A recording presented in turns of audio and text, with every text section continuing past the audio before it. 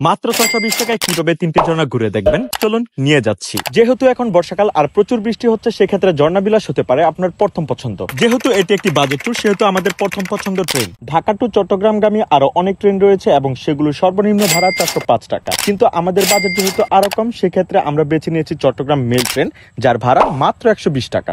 এই ট্রেন ঢাকা থেকে চট্টগ্রামের উদ্দেশ্যে ছেড়ে যায় রাত ১০টায়। ট্রেন লেট করে মাঝে মধ্যে ১১টাও বাজতে পারে। যাই হোক, ট্রেনে উঠে পড়লাম। এখন আপনাদের ট্রেনের ভিতরে সিচুয়েশন শেয়ার করি। প্রথমে বলেছে এটি একটি মেল ট্রেন, সেজন্য মানুষের গাদাগাদি একটু বেশি। আপনি সিট পেতে পারেন, আবার নাও পেতে পারেন। আমিও সিট পাইনি। কিন্তু এখানে যাদের দেখতে পাচ্ছেন, এই ট্রেনে উঠার আগে কাউকেই চিনতাম না। এখন তাদের সাথে ভালো একটা সম্পর্ক হয়েছে এবং তারা আমার সাথে তাদের সিট শেয়ার করছে।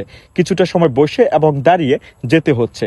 বাই দ্য ওয়ে, সবকিছু ঠিকঠাক থাকলে এই ট্রেন সীতাকুণ্ডে গিয়ে পৌঁছাবে সকাল ৮টা থেকে ৯টার মধ্যে। ভিতরের দৃশ্যটি যেমন দেখতে পাচ্ছেন, বাহিরের দৃশ্যটি পুরোপুরি উল্টো। ট্রেনে উঠার 10 মিনিট পর থেকেই বৃষ্টি হচ্ছে। বৃষ্টির দিনে জার্নি বাই ট্রেন এক অন্যরকম ফিলিংস। বর্ষাকালে বাংলার প্রকৃত সৌন্দর্য দেখতে দেখতে প্রায় 9টার দিকে পৌঁছাই সীতাকুণ্ড স্টেশন। স্টেশন নেমে প্রথমে আপনাকে চলে যেতে হবে সীতাকুণ্ড বাজার। সীতাকুণ্ড বাজার থেকে যেতে হবে নয়দুয়ারি বাজার। আপনি চাইলে রিজার্ভ সিএনজি নিয়ে যেতে পারবেন, সেক্ষেত্রে ভাড়া পড়বে অনেক বেশি। যেহেতু এটি আমাদের একটি বাজেট ট্যুর, সেহেতু আমরা প্রথমে যাব বড় দারোগাহাট। সিএনজি ভাড়া মাত্র 20 টাকা। বড় দারোগাহাট থেকে আপনি চাইলে সিএনজি এবং লেগুনা দুটি পাবেন, যেখানে সিএনজি ভাড়া 30 টাকা, লেগুনা ভাড়া 20 টাকা। যদিও আমরা সিএনজি দিয়ে যাই, কিন্তু ভাড়া পড়ে 20 টাকা। এই হলো নয়দুয়ারি বাজার। বলে রাখা ভালো, সকালের নাস্তা সহ প্রয়োজনীয় জিনিসপত্র আপনি এখান থেকে নিতে পারবেন। সামনে আর কোনো দোকানপাট পাবেন না, কিন্তু দুপুরের খাবার জন্য বাতের হোটেল পাবেন। 120 থেকে 130 টাকার মধ্যে প্যাকেজ পেয়ে যাবেন, যার মধ্যে পাবেন মুরগি, ডিম ভর্তা এবং ডাল ভাত আনলিমিটেড। তারা এই প্যাকেজের মূল্য আপনার থেকে 170 টাকা চাইতে পারে, সেক্ষেত্রে তাদের সাথে কথা বলে কমিয়ে নিতে পারবেন। যেমন আমরা নিয়েছি 120 টাকায়। আপনাদের সুবিধার্থে আমি আরো একটি কথা বলতে চাই। এই প্যাকেজের জন্য আপনাকে ঝর্ণা যাওয়ার আগে অর্ডার দিয়ে যেতে হবে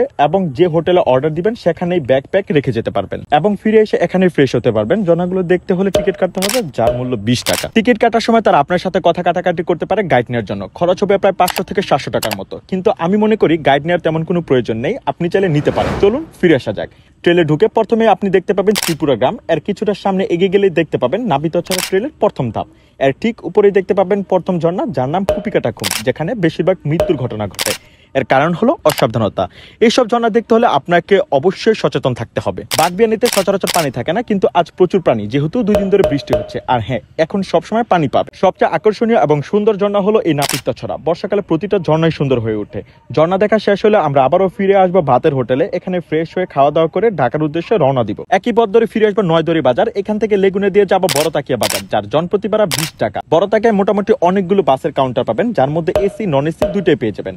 আমরা নন এসি বাসের টিকিট কেটেছি 300 টাকায়। সাবধান, ওনারা এই সেম টিকিটের দাম 500 থেকে 600 টাকা চাইতে পারে।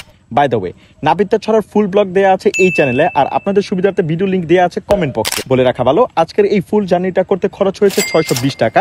এখানে পার্সোনাল কোনো খরচ অ্যাড করা হয়নি। যদি আপনাদের এই ভিডিওটি ভালো লেগে থাকে বা উপকারে আসে, তাহলে লাইক, কমেন্ট, ফলো এবং শেয়ার দিয়ে আপনার বন্ধুদের সাথে শেয়ার করতে পারেন।